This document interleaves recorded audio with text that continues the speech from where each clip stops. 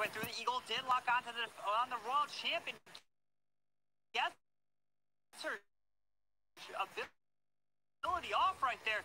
In a bit of defense's honor, yes, she does go down, but heel left for them. Miners and Hogs moving towards the Eagle Artillery. This is looking really strong, and it looks like Lene might just have enough to answer for alternate attacks here. That Queen is hanging on. She'll help finish off the back end of this base, and we got plenty of cleanup troops. We still have a super wall break. We do get the tornado trap, but I think the tornado trap's a little too late here. Ooh. As the Queen finishes off that warden pedestal, and Lene's gonna have a 3-star for ATN. Lene coming in here to give alternate attacks a 14-star performance to give them the advantage over Vatang. Look at that. What a war from alternate attacks in game 1. Banks, this is incredible. What a way to kick off Sunday's finals. Lene committed a lot of spells to that Queen Walk, but it definitely turned out to be the correct call. Obviously, if Vatang, in the way that it stands right now, if they manage to get back that additional second war, then we could be looking at percentage, and Vatang have extremely high percentage, Bash. They put up a really nice performance here with a 97-point average destruction. Just fell just a little bit short on Lanzlotta's time fail with the 97.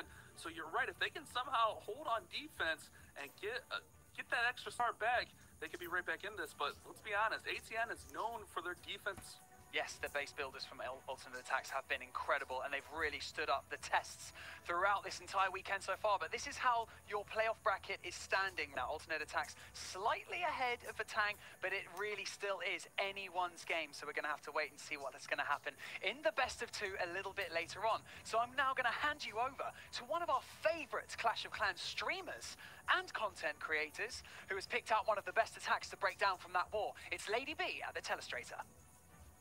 Thank you so much, Banks. We had an incredible showing from both teams, but in this first match, we had ATN coming in with a win, and what I found really exciting to see is ATN going in with P.E.K.K.A. Bobat, something we don't often get to see in these finals. We have seen some P.E.K.K.A.s, but P.E.K.K.A. Bobat, a great strategy, and I want to highlight the fact that with your P.E.K.K.A. Yeti smash type attacks, what you want to go for is the splash damage coming head in onto those units. And how do we get that going? We set it up with a great funnel. And the way he starts it off is by actually starting to eliminate one of those splash damage items, which is going to come into play for the Bobat later on. You can see that wizard tower going down from the warden. Why do we use the warden? The warden is a great way to pull things back into the troops that you're bringing along for your smashes. If he's not taking on 2 damage, it's a great item to go with, because that's that easy push without worrying about your queen walking out of the way. We're also going to use your king to help line up this funnel. Now, you can use a siege barracks. In this case, he wants a line drive to the town hall, so he brings a blimp. But you can see the path moving along. Let's pause here for a second because I want to highlight very quickly a few things. Oncoming splash damage, we have all in this quadrant. This is huge. That is why you want to create this path, and that is also why you want to have that jump ready to go in line and in place. So as we see this shaping at the direct push moving along, and while he does shot down that second scatter shot, he's got a plan B for it, and I love this, and this really shows the power of the bats when you know what you're doing with them.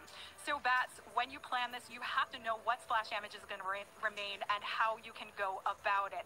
So with this, with the tower that was stuck in the core of the base, he took it out, and he can now bat bomb into the central core of it, where it's taking on no splash damage and work its way through.